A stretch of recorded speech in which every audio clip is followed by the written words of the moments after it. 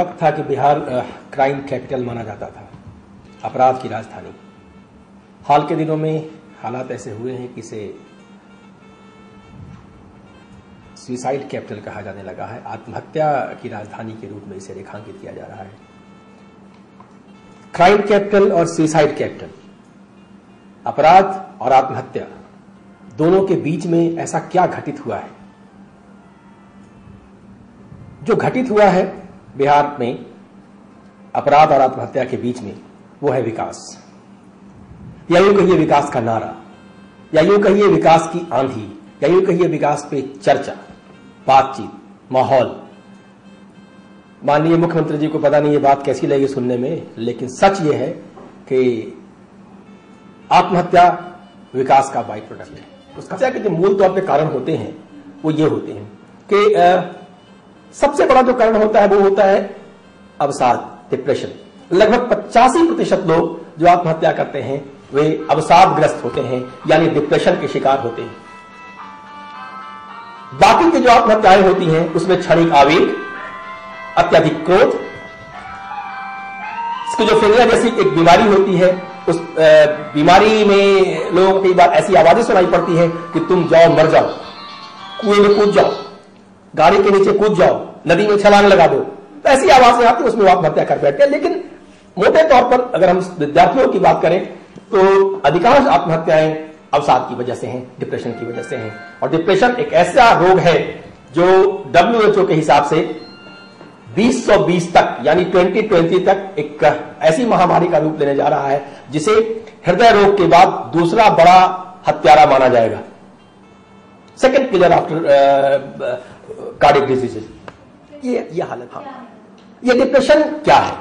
Depression एक ऐसा मानसिक रोग है जो लगभग 15% लोगों के जीवन में कभी न कभी आता है, उसे ग्रसित करता है और उसे परेशान करता है। डिप्रेशन यानी अवसाद, जैसा कि नाम से ही मालूम है कि आदमी गिरता है इसमें। आदमी के गिरने का मतलब आदमी के मन का गिरना, आदमी का मन झुक जाता है, आदमी का मन गिर जाता है। ऐसे गिरता है कि उसमें जो एक स्वाभाविक उत्साह हुआ करता था, उत्साह कम हो जाता है। उसमें जो एक स्वाभाविक जोश हुआ करता था, जोश कम हो जाता है। वो जितना खुश रहा करता था खुशी के माहौल में, उतना खुश नहीं रह पाता है। वो आनंद की चीजों में आनंद नहीं उठा पाता। ऐसे अंग्रेजी में कहते हैं एनहिडोनिया, यानी आनंद उठाने की मानसिक बीमारी के कारणों का एक अगर सामूहिक नाम दिया जाए तो वह है बायोसाइकोसोशल। बायोसाइकोसोशल, या ऐसे कहिए मनोजैविक और सामाजिक, मानसिक, जैविक और सामाजिक। ये तीन मूल से समस्याएं पैदा होती हैं। जितनी भी मानसिक बीमारियां हैं, मूलतः हम लोग जो मनुष्य हैं, हम लोग का जो मस्तिष्क है वो एक जैविक संरचना है, वो एक बायोलॉजिकल स्ट्रक्चर है, जैविक संरचना है। तो चूंकि वो जैविक संरचना है, इसलिए उसके भीतर जितनी भी गतिविधियां होती हैं या तो इलेक्ट्रिकल होती हैं या केमिकल होती हैं, और उसी से हमारा मन संचालित होता है। तो हमारा माइंड जो है, हमारा मन हमारे मस्तिष्क का कार्य है। मन क्या है? तो मन हमारे मस्तिष्क का कार्य है, उसका फंक्शनल यूनिट है। Mind is the function of brain. तो ये हमारे ब्रेन का फंक्शन है माइंड। अब मस्तिष्क जो काम करता है वो काम करता है रासायनिक पदार्थों के माध्यम से, इलेक्ट्रिकल सब्सटेंसेस के माध्यम, इलेक्ट्रिकल करेंट्स के माध्यम से। अब अगर उसमें गड़बड़ी आई, यानी कि अगर उसकी रचना में गड़बड़ी आई, यानी जैविक गड़बड़ी कुछ हुई, तो रासायनिक परिवर्तन, अगर उसमें सेरोटोनिन एक केमिकल सब्सटेंस होता है मस्तिष्क में, एक न्यूरोट्रांसमीटर होता है, दो नर्व्स के बीच में संवाद ले जाने लाने का काम करता है, उसका अगर स्तर गिर जाए, उसमें अगर कमी आ जाए या वो सही तरीके से काम नहीं करे तो अवसाद होता है।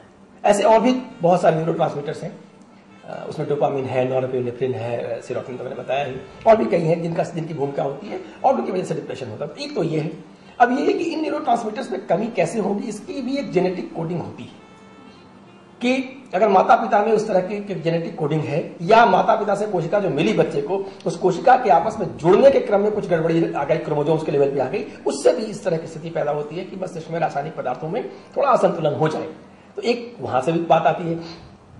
जो मैंने मनोवैज्ञानिक कहा वो ये है कि बच्चा जिस दिन से जन्म लेता है और जैसे जैसे बड़ा होता है, तो उस पूरी प्रक्रिया में उसका मन बहुत सारे फैक्टर से प्रभावित होता है। उसमें उसका परिवार है, उसमें उसके अपने भाई बहनों का व्यवहार है, क्लासमेट्स का व्यवहार है, टीचर का व्यवहार है, पूरे समाज का जो व्यवहार है, पूरे समाज की जो गति है, इस सब का प्रभाव पड़ता है। इस तरह से उसके मन का विकास होता है।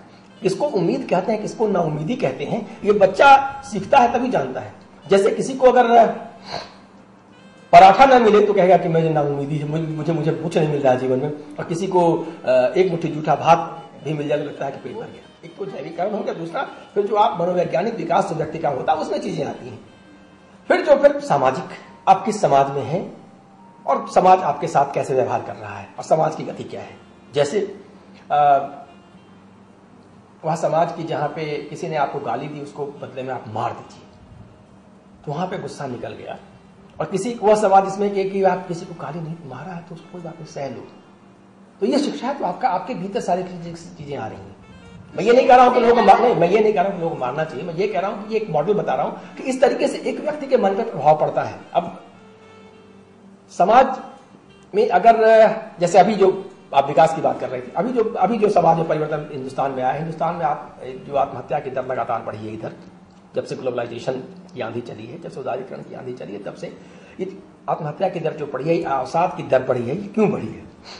ये बढ़ी इसलिए है क्योंकि जो विकास का जो मॉडल है या जो उदारीकरण और वैश्वीकरण के बाद जो मूल्य हमारे समाज में आए हैं, वो समाज में जो मूल्य आए हैं वो ये बताते हैं कि तुम्हारे पास क्या नहीं है, तुम्हारे पास क्या है इसकी चर्चा नहीं होती है। वो मूल्य ये बताते हैं कि तुम्हारे पास फलाना गाड़ी नहीं है, तुम्हारे पास वो परफ्यूम नहीं है, तुम्हारा फिगर ऐसा नहीं है, तुम्हारा बॉयफ्रेंड ऐसा नहीं है, फलाना मोबाइल फोन तुम्हारे पास नहीं है, तुम्हारे पास अगर किसी खास कंपनी का मोबाइल होगा तो तुम्हें खास तरह का गिफ्ट मिलेगा चेंज के बदले में।